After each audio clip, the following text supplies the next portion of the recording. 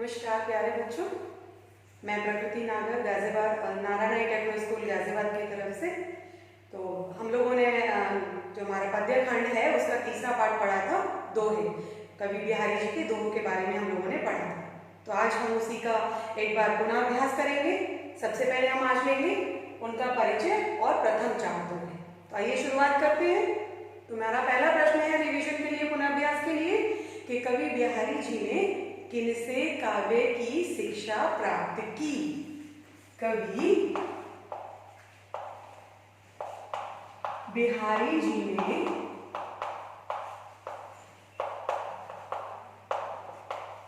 किनसे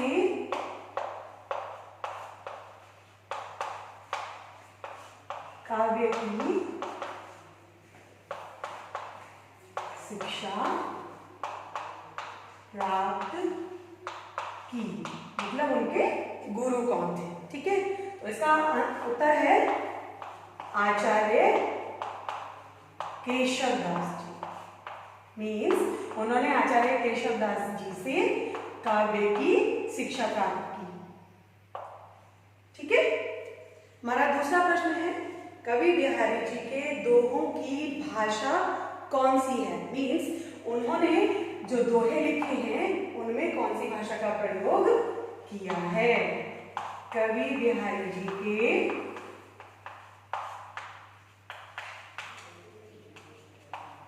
दोहों की भाषा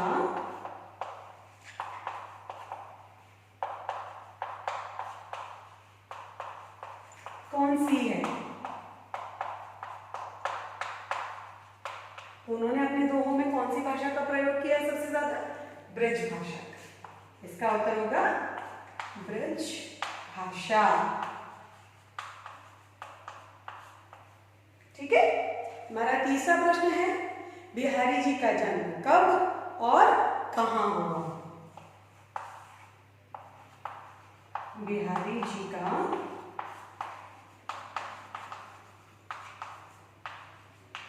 जन्म कब और कहां हुआ?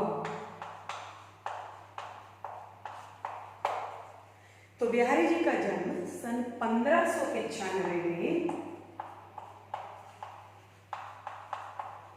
बिहारी जी का जन्म सन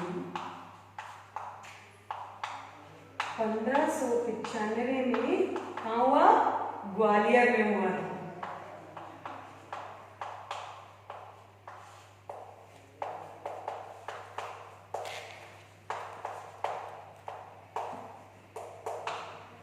ठीक है, अब आगे पढ़ते हैं कवि बिहारी जी के दोहों के संबंध में। हमारा नेक्स्ट प्रश्न है, कवि बिहारी जी के दोहों के संबंध में लिखिए। मीन्स उनके दोहे कैसे थे? बिहारी जी के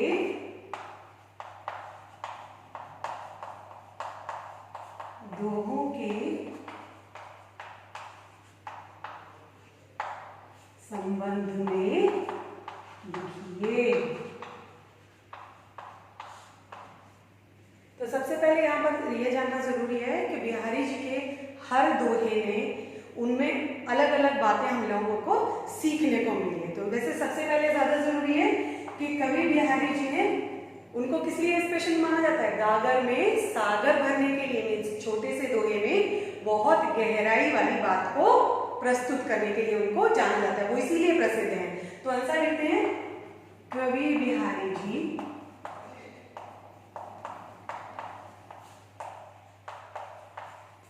ने अपने दोहों में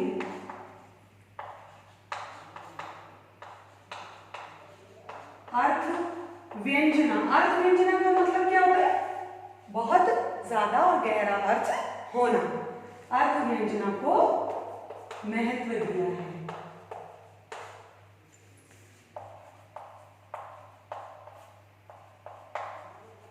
इसीलिए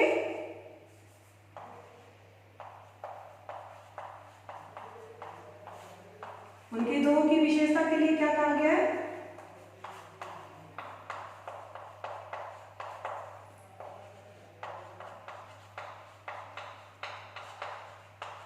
उन्हें गागर में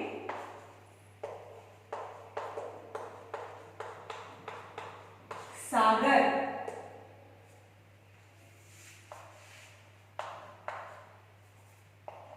गागर में सागर भरने का एक उपनाम तरीके से उनको, जो उनका कहना चाहिए निपुण थे, इसीलिए उनको महत्व बताया गया।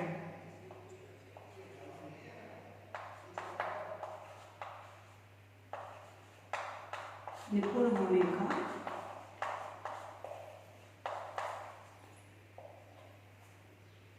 नाम दिया।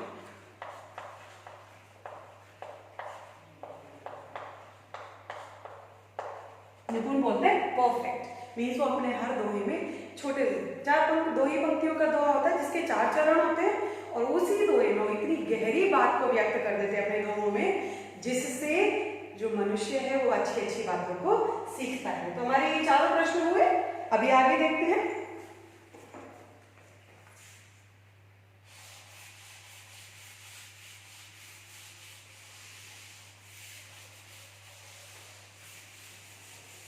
बिहारी जी का नाम हमारे काव्य साहित्य में, हिंदी साहित्य का काव्य खंड जो है उसमें बहुत बड़ा नाम है, उनको बहुत महत्वपूर्ण कवियों में उनका नाम गिना जाता है। और इसीलिए, क्योंकि सबसे बड़ा महत्व क्या होता है कि कोई भी व्यक्ति जो कम से कम बातों में अपने जो महत्वपूर्ण जो बात होती है उसको प्रेजेंट कर देता है, उसको प्रस्तुत कर देता है, और ये बिहारी जी की खासियत है। आपने अभी हम लोगों ने, क्योंकि इसीलिए उन्हें गागर में सागर भरने का नाम दिया गया था। तो नेक्स्ट प्रश्न है, उनके दोहों से ही संबंधित है। नेक्स्ट प्रश्न हमारा 5वां है कि उन्होंने अपने एक दोहे में श्री कृष्ण के रूप सौंदर्य का वर्णन किया गया है, तो जिसमें श्री कृष्ण का शरीर कैसा है ये पूछा गया।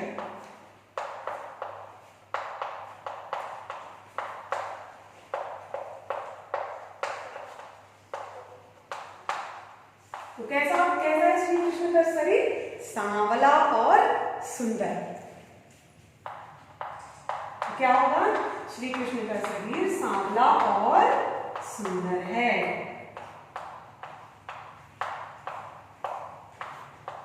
ठीक, हमारा फिर नेक्स्ट प्रश्न है, पहले दोहे का भाव अपने शब्दों में लिखिए। तो पहला दोहा था हमारा जिसमें श्री कृष्ण की सुंदरता का वर्णन किया गया है। सोहत ओढ़े पीत पट श्याम सलोने गात मनहु नील मणि शैल पर आतप पर्यो प्रभात। उन्होंने श्री कृष्ण के रूप सौंदर्य का वर्णन करते हुए उनमें उनका वर्णन किया है। चलिए आगे इसका मीनिंग देखते हैं। इसका अर्थ है, सबसे पहले प्रश्न लिखेंगे, प्रथम दोहे का अर्थ लिखिए।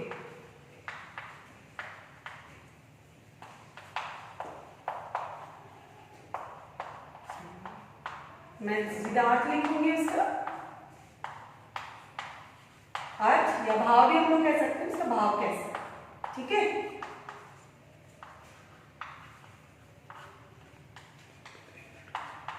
कवि बिहारी जी ने श्री कृष्ण के रूप सौंदर्य का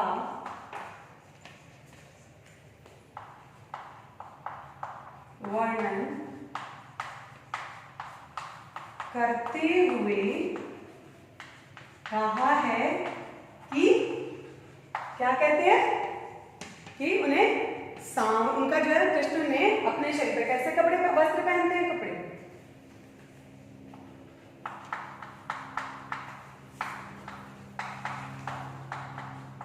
पीले वस्त्र धारण किए हुए हैं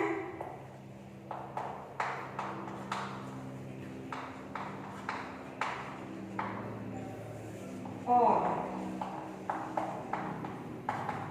उनका सलोना रूप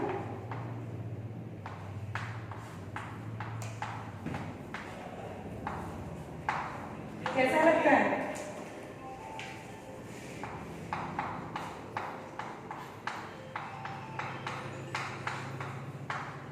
जैसे नीलमणि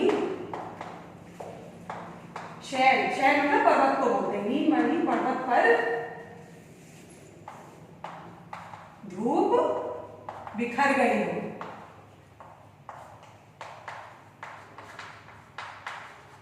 ठीक है, अब नेक्स्ट है हमारा, अब हमारे एक दोहे में दो शब्दों का प्रयोग हुआ है, दीर्घ दाग। इसका अर्थ हम लोग लिखते हैं दीर्घ दाग। इसका अर्थ पूछा गया है कि इसका अर्थ क्या है, लिखते हैं। इसका अर्थ है भयंकर गर्मी, जो भीषण गर्मी पड़ती है जेठ के महीने में, उसके निकालने का भयंकर, या भीषण भी हम लोग बोल सकते हैं, भीषण गर्मी। ठीक है, नेक्स्ट है हमारा कि किनमें परस्पर शत्रुता थी। दोहे में ही जीव जंतुओं का वर्णन किया गया, उसमें मोर और सांप का वर्णन किया गया है। तो देखते हैं आगे, किनमें परस्पर शत्रुता थी। तो कौन थे? सांप और मोर। ये चीज आपने देखा होगा कि सांप और मोर एक दूसरे के कट्टर दुश्मन होते हैं। ठीक है, चलिए हमारे लास्ट 2 प्रश्न और रहते हैं, उनको और हम लोग देख लेते हैं। आई थिंक सबको दिख रहा होगा। यस, चलिए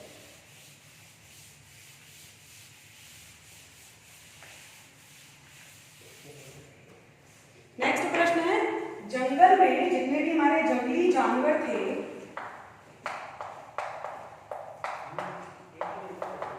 हिंसक और अहिंसक, दोनों तरीके के जो जानवर थे वो एक साथ क्यों नहीं थे?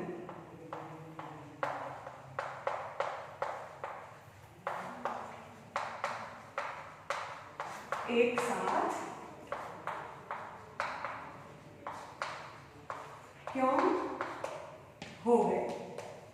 मीन्स वो एक साथ कैसे रहने लगे? सीधी सी बात है, हिंसक और अहिंसक जानवर कभी भी एक साथ नहीं रह सकते। रीजन क्या था? भयंकर गर्मी के कारण।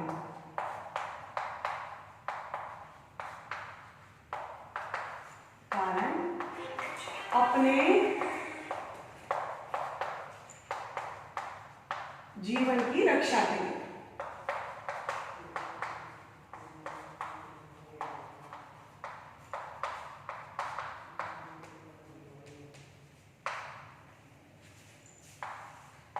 सभी जानवर एक साथ हो गए थे। और हमारा अंतिम लास्ट प्रश्न यानी कि अंतिम प्रश्न है कि गागर में सागर नाम का जो मुहावरा है उसका अर्थ क्या होता है? मैं ऑलरेडी आपको बता चुकी हूं, गागर में सागर भरने मुहावरे का